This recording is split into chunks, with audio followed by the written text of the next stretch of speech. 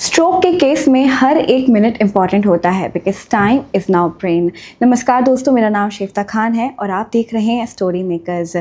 आज हम एक ऐसे हेल्थ डिजीज़ के बारे में बात करने जा रहे हैं जो तेज़ी से बढ़ता जा रहा है।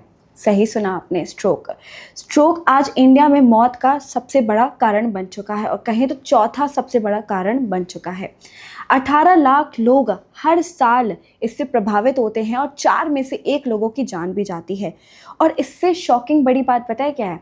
हमें स्ट्रोक के बारे में मालूम ही नहीं है, हमें पता ही नहीं है स्ट्रोक क्या होता है, उसके सिम्टम्स क्या हैं और प्रिवेंशन कैसे लें।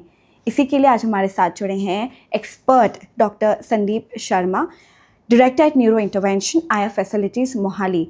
और आज इनके साथ हम बैठ के जानेंगे कि स्ट्रोक पे रोक कैसे लगाएं। तो शेफा, स्ट्रोक ना इतनी अनकॉमन नहीं थी, अब अवेयरनेस बढ़ गई है। It's a very major cause of disability और डेथ।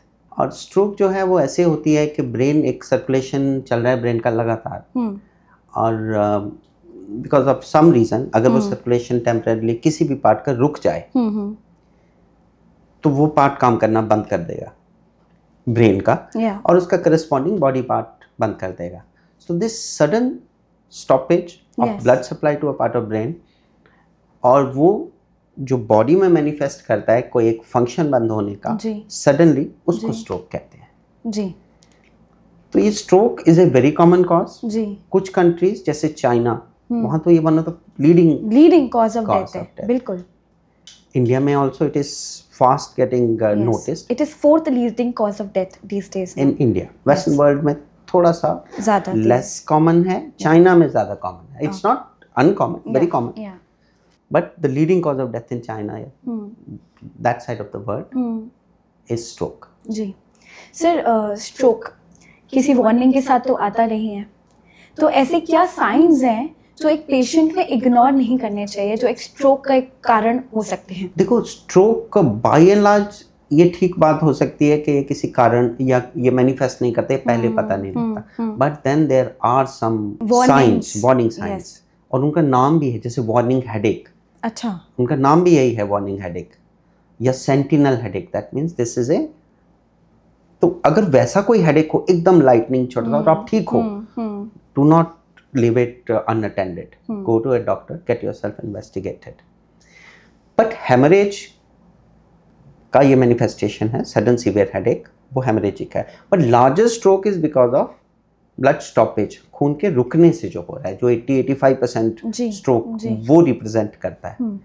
उसमें भी TIAs हो सकते हैं, transient ischemic attacks। जैसा नाम सजेस्ट कर रहा है, थोड़ा सा अटैक आया, हाथ थोड़ा सा कमजोर हुआ, ठीक हो गया, विजन थोड़ी सी कम हुई, ठीक हो गई एक एज में, स्पेशली अगर आपके ऊपर रिस्क फैक्टर्स है, इमीडिएटली गो अटेंड डॉक्टर। कहीं भी आपको एकदम स्पीच में थोड़ा सा आया और ठीक हो गए, चाहे वो मिनट सेकंड्स के लिए फिर भी, या फिर आप माने कि मुंह थोड़ा सा टेढ़ा हुआ और ठीक हो गया, तो these are transient ischemic attacks, थोड़ा TIAs ji.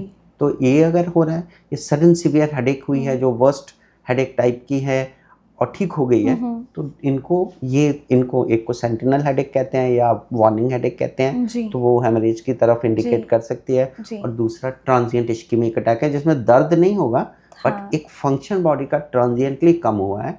Go attend doctor, you have been lucky कि कोई वार्निंग मिल गई है। ब्यूटीफुल। एक बहुत ही कॉमन एग्जाम्पल है, या कहें कि एक डेली लाइफ में से एक एग्जाम्पल देना चाहूँगी आपको, जो हम सब फेस करते हैं कि हम सोते हैं रात में और जब सुबह देर से उठते हैं तो इस हाथ में शायद ये फंक्शन करना बंद कर देता है, या फिर हमें लगता है कि यार इस हाथ के बल हम सो गए हैं तो ये हाथ काम नहीं करता है कुछ देर तक।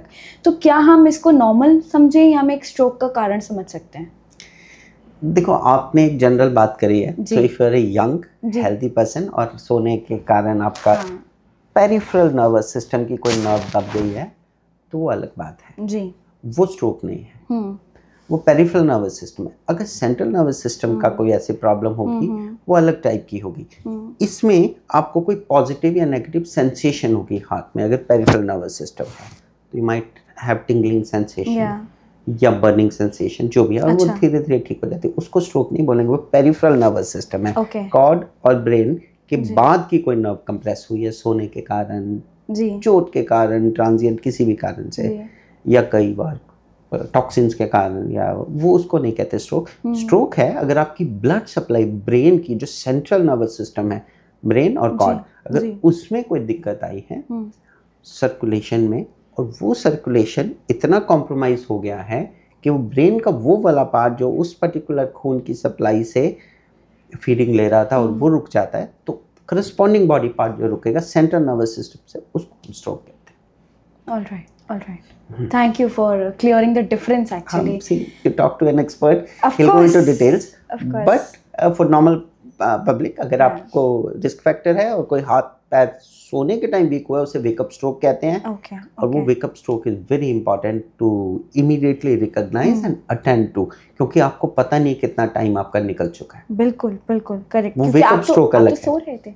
हाँ, तो आपको पता नहीं टाइम ऑफ ऑनसेट क्या है, कितना नुकसान हो चुका है। करेक्ट। ऑन द कंट्री हो सकता है अभी 5 मिनट पहले ही हुआ हो, और हो भी सकता है कि आधा घंटा हो गया हो। हाँ, आधा घंटा हुआ हो या 10 घंटे हो गए हो, 8 घंटे हो गए सोने, तो both are there, but finally you reach a hospital, you get attended to, a doctor decides, stroke specialist decides, या even emergency medicine doctor decides कि कितना पुराना हो गया है, उस बेसिस पे फिर ट्रीटमेंट है। Alright, अगर किसी को स्ट्रोक होता है तो बॉडी पर उस पर कैसे अफेक्ट पड़ता है और किस बॉडी पे सबसे ज़्यादा अफेक्ट पड़ता है? See, again, जो एक एक्रोनिम चलता है फास्ट, उससे आप बोलोगे फेस, आर्म, तो फेस, आर्म है ना, तो these are most commonly affected. Yes, speech, S is speech, and T is time to reach the hospital. है ना, so again that shows you face सबसे पहले अफेक्ट होता है, स्पीच हो सकती है, आर्म ड्रिफ्ट होगी, वो नहीं होगा, ये सब चीज़ें हैं। बट ये सिर्फ कॉमन चीज़ें हैं। अनकॉमनली या less commonly I should say, vision affect हो सकती है, एक साइड में एकदम से कर्टन सा आ जाएगा, अंधेरा आ जाएगा आँख के आगे, या आप कुछ चल नहीं पाओगे, आप लड़खड़ा जाओगे। इस तरीके के कई फंक्शंस हैं। अभी स्पीच के भी कई चीज़ें हैं, let's not go into detail, those are medical terms, but अगर स्पीच ऑल्टर्ड है, फेस टेढ़ा हो रहा है, आर्म में आपके वीकनेस आई है, विजन एकदम से अंधेरा आ गया है, चल नहीं पा रहे हो, इम्बैलेंस हो गया है, हाथ जहाँ ले जा रहे हो वहाँ नहीं ले जा रहा है, तो ये कॉमन सिम्टम्स हैं इश्केमिक स्ट्रोक्स के। हम बात कर रहे हैं जो 85% ऑफ स्ट्रोक है, 15% ब्लीडिंग के कारण होता है। उसकी प्रेजेंटेशन ज़्यादा ड्रामेटिक है, वो एकदम पकड़ में आता है, क्योंकि तेज सिर दर्द होगी, एकदम से दौरा पड़ेगा या उल्टी आएगी, तो वो ज़्यादा कैटास्ट्रोफिक या ड्रामेटिक प्रेजेंटेशन है। जी जी, चलिए, बट वो 15% ही है। 85% is silent, some weakness, some vision loss, something, but it causes equally harm to the body. Damage. Oh my god. Sir, risk factors की बात करें तो स्ट्रोक के मेन रिस्क फैक्टर्स क्या हो सकते हैं आपके हिसाब से? देखो, स्ट्रोक के ना आप 2 पार्ट्स में डिवाइड कर सकते हैं हम। एक मॉडिफाइबल, एक है नॉन मॉडिफाइबल। नॉन मॉडिफाइबल तो हो गए, sex can not be changed, your genetics cannot be changed, your ethnicity cannot be changed. They're non-modifiable. Right. Modifiable we all know, but we don't really address to them. Stress हो गया आपका, dietary habits हो गई, sedentary lifestyle हो गई. So these are all modifiable. So you have to see कि आप इनके ऊपर काम करो। जो नॉन मॉडिफाइबल है वो तो होंगे, नेचुरल 0% स्ट्रोक तो नहीं हो पाएगा, 100%, but then you can decrease it. आपने अभी सेडेंटरी लाइफस्टाइल की बात करी है, हर किसी की एक अपनी लाइफस्टाइल होती है। आपको एक ऐसी लाइफस्टाइल हमें बताना पसंद करेंगे कि आप ऐसी लाइफस्टाइल जियोगे तो स्ट्रोक के होने के जो रिस्क होता है वो इतना % घट जाएगा, specially at the age of 35। कोई भी इंसान 30 का उम्र क्रॉस करता है या 40 का उम्र क्रॉस करता है, या हमारे पेरेंट्स एक एग्जांपल के तौर पे ले लीजिए, उनके लिए आप एक लाइफस्टाइल बताना चाहेंगे कि अगर आप ये लाइफस्टाइल अपनाते हैं, क्योंकि एज के साथ एक लाइफस्टाइल अपनाना भी उतना ही ज़रूरी होता है। आप बचपन की तरह हर चीज़ पकड़ के चिप्स पैकेट में से निकाल के नहीं खा सकते। So I would really appreciate that doctor. तो if you talk about these factors या मॉडिफाइबल थिंग्स, जी, तो सबसे पहले आता है कि आप अपना स्ट्रेस लेवल कम कर सकते हैं। स्ट्रेस लेवल कम करिए, बहुत कुछ है, there is lot of things which can reduce your stress level, but everything comes from within. कि आप मेडिटेशन करते हैं, आप सुबह एक्सरसाइज करते हैं, फिर डाइट है, डाइट में आप एंटीऑक्सीडेंट्स लीजिए, आप डाइट में ऑयल, घी, तेल, सॉल्ट इसकी या कम मात्रा, शुगर, ये सब कम करिए। जी अगर आप डायबिटिक हैं फिर तो और भी बहुत ज़्यादा ज़रूरी है। आप हाइपरटेंसिव हैं तो सॉल्ट बहुत कम करना पड़ेगा आपको। अगर हो ही गए हैं तो फिर मेडिकेशन अपना ध्यान रखें, रेगुलरली चेकअप कराएं। Physical activity plays a big role. So if you are not some old age, बहुत कुछ हो जाता है, ऑस्टियोआर्थराइटिस हो गया, ये हो गया, वो फिजिकल एक्टिविटी कम कर पाते हैं। तो I would personally, in my practice, I feel कि वो सब भी करेक्ट करवाइए ताकि आप फिजिकली थोड़े एक्टिव रह सकें। जी डाइट को एकदम अपना जितना लेवल का आपकी एक्टिविटी है, कैलोरीज उससे कम ही लीजिए। So you should have some control कि आप कितनी एक्टिविटी कर पा रहे हैं। अगर आप नहीं कर पा रहे हैं किसी रीज़न से, ओल्ड एज की वजह से, फिर डाइट की कैलोरीज, घी, ऑयल तो बिल्कुल ही कम करना बहुत ज़रूरी। फाइनली ये मॉडिफाइबल हैं, non modifiable you can not change. Yes, और you should have your emergency, once you are in that age group, emergency contacts and emergency doctors, they should be, you should have a protocol उनसे कैसे अगर attend करना पड़े तो कैसे मिले। Correct. आपने भी बहुत ही इम्पोर्टेंट शब्द यूज़ किया, दैट इज़ इमरजेंसी। ये सारी बातें तो हमने कर ली, लाइफस्टाइल हैबिट्स, ईटिंग हैबिट्स, अपने वॉक वगैरह। बट अगर हम बात करें कि चलिए किसी को स्ट्रोक हो गया, किसी ए पर्सन को स्ट्रोक हो गया है, यूजुअली हमें चोट लगती है तो फर्स्ट एड क्या होता है हमारा कि जाके धो के फर्स्ट एड किट यूज़ कर लो, क्रीम लगा लो या बैंडेज लगा लो। किसी को स्ट्रोक होता है तो उनके लिए फर्स्ट एड क्या होगा? देखो, स्ट्रोक में ना the time is most important. Oh, so heart attack में क्या होता था, हम डिस्प्रिन दे देते थे, एस्प्रिन दे देते थे। लेकिन स्ट्रोक में one thing is very important, to rule out ये ब्लीडिंग हुई है या इश्केमिक हुआ है। I have seen people from some places they come और एस्प्रिन खा लिए सिर दर्द के कारण और वो ब्लीड हो रखा है, तो एस्प्रिन इज एंटीप्लेटलेट या एंटीकोएगुलेंट, ओके, तो it doesn't help, it actually creates more problem for the patient. तो you have to first reach it hospital और नियरेस्ट हॉस्पिटल जहाँ पर एटलीस्ट एक CT स्कैन या CT एंजियो हो सके। और अगर फेयर अमाउंट ऑफ सर्टेनिटी हो गई है कि ये स्ट्रोक ही है, then you can go to a larger hospital जहाँ पे स्ट्रोक के ट्रीटमेंट की पूरी फैसिलिटी अवेलेबल, क्योंकि अब स्ट्रोक की ट्रीटमेंट कई लेवल्स पर होने लगी है। There are far advance. I am one of those doctors who treats stroke from within the brain. So if you ask me, I would say that all patients should reach to intervention center and clot should be removed from the brain immediately, or bleeding vessels should be treated immediately. लेकिन practically ये अभी possible नहीं है, ऐसे facilities हर जगह available नहीं है अभी। ये बहुत कम है, इवन वेस्टर्न वर्ल्ड में कम है, बट वहाँ पे ग्रेडिंग हो गई है सेंटर्स की कि ये प्राइमरी स्ट्रोक सेंटर है, ये सेकेंडरी है, ये टर्शरी स्ट्रोक सेंटर्स है।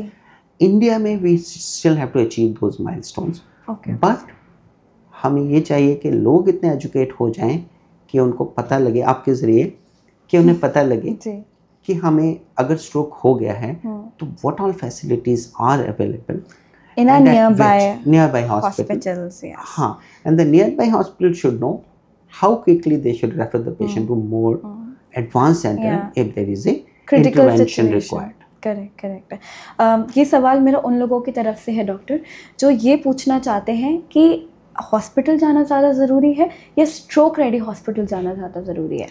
क्योंकि आपने कहा है टाइम एक बहुत बड़ा। Again this becomes little tricky in our scenario in the sense कि लोगों को पहले पता तो लगे कि ये स्ट्रोक ही है। बिल्कुल। So if there is something which mimics बहुत होते हैं स्ट्रोक के, अब अगर आप स्ट्रोक रेडी पे पहुंच सकते हैं विद इन से लेट्स से कि 1.5 to 2.5 hours, तब तो आप ठीक है। अच्छा। बट अगर आपका स्ट्रोक रेडी सेंटर दूर है और स्ट्रोक रेडी अगेन बिकम्स कि क्या ये बेसिक स्ट्रोक सेंटर है या एडवांस्ड स्ट्रोक सेंटर है।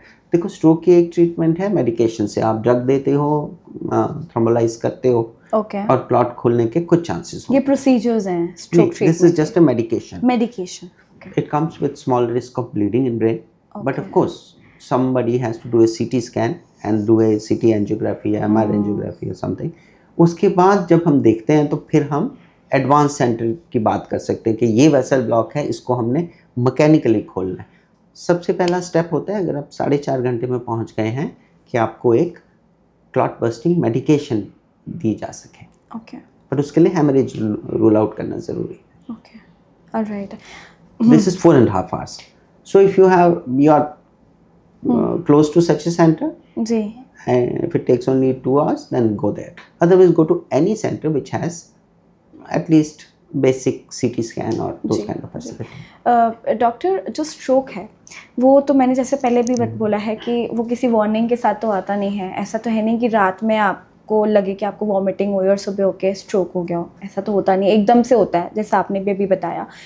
क्या पेशेंट को रात में भी स्ट्रोक हो सकता है, या कोई समय है जहाँ पे स्ट्रोक होने के बहुत ज़्यादा चांसेस हैं? हाँ, कुछ टाइम है, ऐसा नहीं बहुत ज़्यादा, बट थोड़ा वो दिन के टाइम है, जैसे सुबह के टाइम पे ज़्यादा होता है, क्योंकि ये ना कोल्ड से रिलेटेड है, विंटर और कोल्ड से रिलेटेड है stroke. So the colder countries, जैसे आप यूके चले जाइए या आयरलैंड चले जाइए, इन कंट्रीज में there is more chances of stroke, especially hemorrhagic stroke या aneurysms बहुत common है, as common as 22% of general population. India में it's much still less. yes, much less. yeah. तो although they have more sorted out systems, तो वहाँ पे वो लोग attend और national protocols बने हुए हैं कैसे attend करना है, and we are on the road to that. But by and large, सुबह जब ठंड ज़्यादा होती है, winters में especially, stroke के chances बढ़ जाते हैं, क्योंकि ब्लड प्रेशर्स बढ़ते हैं उस टाइम। अच्छा। आप कोल्ड के कारण आपके ब्लड वेसल्स श्रिंक करते हैं, और उस टाइम पे थोड़ा सा स्ट्रोक, अगर कोई वीक पॉइंट है बॉडी में या तो कोई वीक क्लॉट है, तो वो उस टाइम ज़्यादा चांसेस हैं। Okay okay okay. अगेन जैसे आपने भी बताया कि विंटर्स के टाइम पे स्ट्रोक ज़्यादा होता है। मैंने सुना है हमारे फैमिलीज़ में भी और कई लोगों से भी सुना है कि विंटर्स में लकवा, पैरालिसिस जिसे कहते हैं, वो भी बहुत ज़्यादा होता है। तो अभी आप मुझे एक डिफरेंस बताइए उन लोगों के लिए जो पैरालिसिस और स्ट्रोक के बीच में क्लियर डिफरेंस नहीं जानते। पैरालिसिस और stroke by and large same ही है। अच्छा। Paralysis is a manifestation of stroke. अच्छा। स्ट्रोक किसी को हुआ ब्रेन में अटैक, तो उसको एक साइड पैरालाइज हो जाएगी। पैरालिसिस बहुत बड़ा स्पेक्ट्रम है। अब पैरालिसिस कई बार ट्रॉमा से भी हो सकता है। आपको चोट लग गई, आपका ब्रेन का एक पार्ट खत्म हो गया, बट वो स्ट्रोक नहीं है। अगर कोई भी स्ट्रोक होता है, उसका मैनिफेस्टेशन, एक मेजर मैनिफेस्टेशन पैरालिसिस है। Okay, okay. I hope I was able to yes, convey. understood. मतलब you are trying to say it is correlated somewhere or the other. वो एक दूसरे से ही related है। बेसिकली ब्रेन का एक पार्ट खत्म होगा तो बॉडी का एक पार्ट पैरालाइज हो जाएगा। चाहे वो फंक्शन हो या मेमोरी हो या कुछ ना कुछ होगा। बट ये ब्रेन का पार्ट खत्म होना स्ट्रोक के बजाय ट्रॉमा से भी हो सकता है, किसी और सर्जरी से भी हो सकता है, ट्यूमर से भी हो सकता है। बिल्कुल। Those are not strokes then. Strokes is basically vascular. Correct. Doctor, again stroke is बहुत बड़ा टर्म है। कहते हैं कि स्ट्रोक लोगों की ज़िंदगी ले लेता है, लोगों की जान ले लेता है। पहला सवाल, क्या ये क्योरेबल है, क्या इसका ट्रीटमेंट पॉसिबल है? और मेरा दूसरा सवाल है कि कितने समय में ये ट्रीट हो सकता है और किन लोगों का ये ट्रीटेबल और क्योरेबल है? क्योंकि लोग तो अपनी वो कहते हैं ना कि होप ही खो देते हैं कि इसको स्ट्रोक हुआ है, इसकी तो अब जान नहीं बच सकती, क्या करना है, हॉस्पिटल लेके जाके वो बिल बना के दे देंगे हॉस्पिटल वाले, स्ट्रोक हो गया मतलब अब तो ये गया। तो आप ये मेरे दो सवाल का प्लीज़। हाँ, मैं बताता हूँ आपको। I'll tell you from my perspective also and what I would want to convey also. Yes. देखो, एक तो ये कि अगर stroke by and large your idea is correct कि स्ट्रोक वार्निंग नहीं देता, but lot of time it gives. जैसे मैंने TIAs की बात करी थी या वार्निंग हेडेक की, अगर वो आ जाते हैं तो फिर तो आप you are lucky in fact, और you can go and get it treated. कोई कैरोटिड स्टेनोसिस हो रहा है। Yes. दूसरा, अगर आप medical science is you know producing lot of revolution in this field, और वो क्या हो रहा है कि जो स्ट्रोक है वो पहले 4.5 घंटे तक, जो मैंने आपको बताया कि 4.5 घंटे क्लॉट बस्टिंग मेडिकेशन दे सकते हैं, अब 24 आवर्स तक आप अगर हॉस्पिटल पहुंच जाते हैं ऐसे centre, 24 hours, long time, that's a good news. तो आप क्लॉट को निकाल सकते हैं इंटरवेंशन से, क्लॉट रिट्रीवर से। और इसमें कोई सर्जरी नहीं है, इसमें एक रिट्रीवर होते हैं, डिवाइसेस होते हैं, क्लॉट को एंटेंगल करके उसको सक आउट कर देते हैं, निकाल देते हैं ग्रॉइन से, जैसे हार्ट के स्टेंट्स चलते हैं वैसे रिट्रीवर से निकाली जा सकती है. So this is a major revolution. So and the results it is producing is phenomenal. So anyone who has a major stroke, major में और ज़्यादा यूजफुल है. मेजर आर्टरी बंद हो गई है तो आपको ये ट्रीटमेंट हाईली एडवाइसेबल है. अब हम बात करेंगे कि कितनी देर में, मेरा जो दूसरा सवाल था कि अगर किसी का ट्रीटमेंट शुरू होता है तो कितनी देर में उसको आराम मिल सकता है या कितने दिनों में आराम मिल सकता है? तो देखो, एक तो हो गया जो जनरल हमारे प्रोटोकॉल्स हैं, तो वो ये है कि once we treat a patient from stroke we expect the best results within 6 weeks. 6 weeks में दे स्टार्ट वॉकिंग और उनका जो स्कोर्स हैं, MRSS स्कोर्स, जो उनकी एक्टिविटी है, हम इनको कैसे देखते हैं कि अगर स्ट्रोक हो गया किसी को and is become totally paralysed, तो कितनी देर में वो इतने अच्छे हो जाएंगे कि उनको हेल्प नहीं चाहिए लाइफ में, they can be independent. That's a major goal, specially जो इतना डाउन हो गया. But then there is another class of patients. Suppose क्या हम एक म्यूजिशियन की बात कर रहे हैं, उसकी थोड़ी सी स्पीच चले जाए, या एक इंटरव्यूअर की बात कर रहे हैं, उसकी थोड़ी सी स्पीच चली जाए, that's a very major thing for us. So we know which part of brain. Suppose professional comes to me, musician comes to me, तो उसके लिए तो उसके लिए अगर मुझे मिडिल टेम्पोरल लोब या कहीं एक एरिया जो मुझे पता है म्यूजिक एरिया, उसकी आर्टरी बंद दिख रही है, तो आई विल टेक, और यंग पेशेंट है, I will take effort, even small amount of rest to restore that function in him. So it's not always के के ये करने से ये होगा. किसके लिए क्या इम्पोर्टेंट है? जी जी. एक फुटबॉलर के लिए पैर इम्पोर्टेंट है, पर गाना इम्पोर्टेंट नहीं है. So if speech is not all that important, so if foot area involve है, so it has evolved to that extent. Correct. छोटी छोटी वेसल्स भी खोली जा सकती हैं. Specially as a neuro doctor I would know कि कौन सा ब्रेन का पार्ट किस को रिप्रेजेंट करता है और इस पर्सन का बैकग्राउंड क्या है, इसकी क्या एज है, क्या लाइफ एक्सपेक्टेंसी है, उतना उस लेवल तक एफर्ट्स किए जा सकते हैं रिस्टोर करने के up to 24 hours. So that's 24 hours. अगर मान के चले एक पेशेंट को एक होप है कि मान के चलो अगर आज मुझे स्ट्रोक हुआ, खुदा ना खास्ता हुआ, तो 1 साल बाद या 2 साल बाद 3 साल तक अगर मेरा इलाज चलेगा, तो क्या मुझे होप रखनी चाहिए कि मेरा जो स्ट्रोक है वो 100% क्योर हो जाएगा दवाइयों से, इलाज से? हाँ, again see you have to start from day 1. First day stroke हुआ, you are attended by good medical facilities, you reach the best medical care which is available now in India, lot of places. Even class tier 2 cities में भी available हैं interventionist. तो अगर आप वहाँ attend हो जाते हैं, एक जो एडवाइसेबल ट्रीटमेंट है वो हो जाता है आपका, फिर लॉट ऑफ चांसेस कि with in 6-4 weeks you become good independent. 2 साल तो बहुत, फिर तो रिहेबिलिटेशन वाली साइड चले गए. So we remember a lot of a young girl who was advocate helping a lawyer, senior lawyer here. So she was brought to me in this case. Condition, okay. One side fully paralyzed, speech gone. So we operated in the sense we did the procedure, removed the clot, and within 4 weeks she was back in court, arguing her cases. 100% recovered. Huh? Beautiful. So this is then time dependent. Yeah. And how much effort, awareness, all those things are true. Doctor, again हम अगर ये podcast कर रहे हैं, हम बात कर रहे हैं, कॉन्वर्जेसन कर रहे हैं, वो इसीलिए कर रहे हैं ताकि हम लोगों को अवेयर कर सकें. अब 2 पहलू होते हैं किसी भी कॉन्वर्जेसन के. एक तो जानकारी लेना और दूसरा मिथ बर्स्ट करना. लोगों के दिमाग में होता है ना कि ये होगा, ये होगा, ये होगा. मैं चाहती हूँ कि आप ऐसे 2-3 हमारे सामने मिथ बर्स्ट करें स्ट्रोक के बारे में जो लोगों को हैं और उनको सीखना चाहिए बेसिकली. एक तो ये कि एक बार स्ट्रोक हो गया तो हम लोग कुछ नहीं कर सकते. सो आई टोल्ड यू कि 24 our, 1 full day and 1 full night you have to reach a place which has mechanical thrombectomy के. तो एक 24 घंटे बहुत होता है. It's evolving. Second thing is you should reach a hospital. 24 hours is again not a deadline. Posterior fossa strokes में कई बार हमें 2-2 दिन मिल जाते हैं, 3-3 दिन मिल जाते हैं. So there are cases जहाँ पे हम और extended time window तक काम कर सकते हैं. जी. दूसरा, there are lot of local, I'll not name those drugs. कुछ लोग ले लेते हैं घर पे और सो जाते हैं. किसी ने अफीम ले ली या कुछ ले लिया और सो गए. And then they think they're good.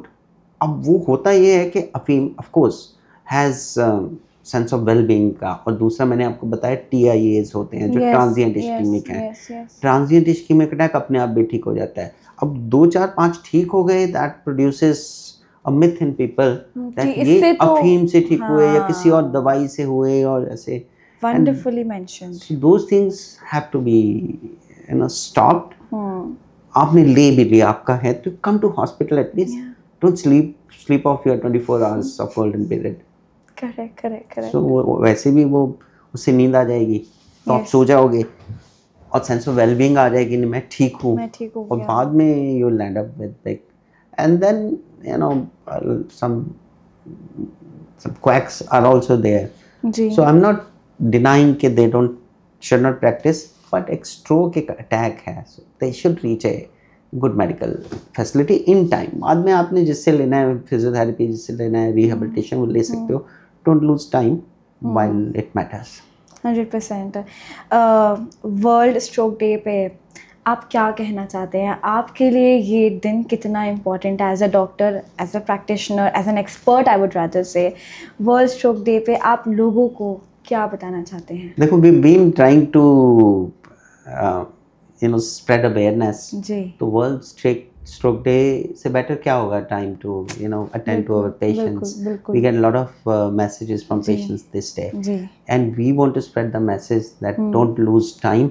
If you have any sign of stroke or anyone who has stroke should reach as early as possible to the hospital. और अब अगर हो भी गया है, सेकेंड अटैक ना आए, क्योंकि सेकेंड अटैक भी उन्हीं लोगों को आता है जिनको first attack, so they have risk factors, they have at least rehabilitation के लिए वो अपना अटेंड करें और सेकेंड अटैक ना आए. अगर फर्स्ट माइनर आया है और अभी you have some ability to look after yourself, reach the hospital for at least rehabilitation और reassessment के, और कोई रिस्क फैक्टर तो नहीं है जी.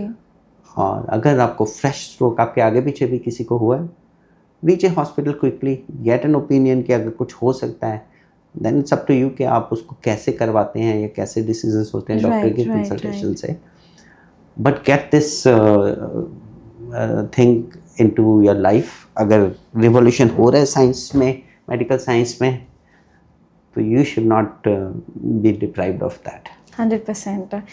मैं तो यही बोलूँगी कि स्ट्रोक होने का तो इंतज़ार नहीं कर सकते. किसी को भी हो सकता है, किसी भी एज में हो सकता है. बट जाते जाते मेरा सवाल आपसे यही है डॉक्टर कि किन लोगों को ज़्यादा प्रिकॉशंस लेने की ज़रूरत है? क्योंकि India is the biggest capital of diabetes, second biggest capital of blood pressure, और भी ऐसी बीमारी है जैसे कैंसर है, और भी चीज़ें हैं जो लोग फेस कर रहे हैं. हर 4 में से एक इंसान को BP हो रहा है, शुगर हो रहा है. तो उन लोगों को ज़्यादा ध्यान देने की ज़रूरत है, पहला सवाल. दूसरा सवाल, किस एज के लोगों को सबसे ज़्यादा ध्यान देने की ज़रूरत है स्ट्रोक से बचाव रखने के लिए? देखो, रिस्क फैक्टर्स तो हैं, blood pressure, hypertension, hyperlipidaemia. Hyperlipidaemia मतलब कि तेल ऑयल ज़्यादा होते हैं जब बॉडी में, ये तो मेजर रिस्क फैक्टर्स हैं. इन लोगों को एक्टिवली अपना ब्लड प्रेशर, अपना हाइपरटेंशन, अपना लिपिड, डाइट, ये सब कंट्रोल करने की ज़रूरत तो है ही है. Your second question was किस एज के लोगों को सबसे ज़्यादा? As you grow older, there is more wear and tear. Blood vessels become more prone to this blockage and breakage. So ज़्यादा जैसे आप बूढ़े होते हैं, या अगर आपकी फैमिली हिस्ट्री है, या आपको कोई इनमें से कोई डिजीज़ है, हाइपरटेंशन, डायबिटीज़, तो आप लोगों को ज़्यादा रिस्क फैक्टर्स हैं. So obviously these guys, as you grow older, especially 55-60 के बाद, तो स्ट्रोक के चांसेस बढ़ जाते हैं. Well said, wonderfully mentioned. आपने एक एक चीज़ हमें, हमारे व्यूअर्स को बहुत अच्छे से बताया. जाते जाते एक छोटा सा मैसेज सबके लिए वर्ल्ड स्ट्रोक डे पे as a doctor. So stay healthy, look after your health, diet, do exercise. बाकी some things are inevitable, so I would say कि keep in touch with your health care facilities. जहाँ भी आगे पीछे अपने seniors के लिए, अपने सीनियर सिटीजन्स के लिए, पेरेंट्स के लिए, दादा दादी के लिए, कहीं ना कहीं पता करके रखो जहाँ पे स्ट्रोक फैसिलिटी है टर्शरी लेवल की. बाई चांस कभी ज़रूरत पड़ जाए तो you should not start looking at that last hour. Plus अगर आप प्रिवेंट ही कर सको तो nothing like it. 100%। Well said, thank you so much. Doctor Sandeep ने हमारे साथ बहुत अच्छे से कॉन्वर्जेसन का एक पार्ट बने वो, और बहुत अच्छे से हमें समझाया कि स्ट्रोक पे रोक कैसे लगाएं। और मैं तो यही कहूँगी आप सबको, जो हमारे व्यूअर्स हैं जो इस शो को देख रहे हैं, not only you, your family is also equally important. अपने साथ साथ अपने परिवार का भी उतना ही ध्यान रखें कि उनकी लाइफस्टाइल में क्या चेंजेस आ रहे हैं, क्या प्रॉब्लम्स आ रहे हैं, क्या सिम्टम्स आ रहे हैं। बिकॉज अगर आप अपने आसपास का ध्यान रखोगे ना, तो पूरे देश का अपने आप ध्यान लोग रख पाएंगे। And this problem is, you know, it's going viral, and before it just evolve, we have to stop it. So my only suggestion to all of you will be, on World Stroke Day, is please take care of yourself, of your family, and do what is advised by the expert, by our doctors, and stay healthy. Thank you so much.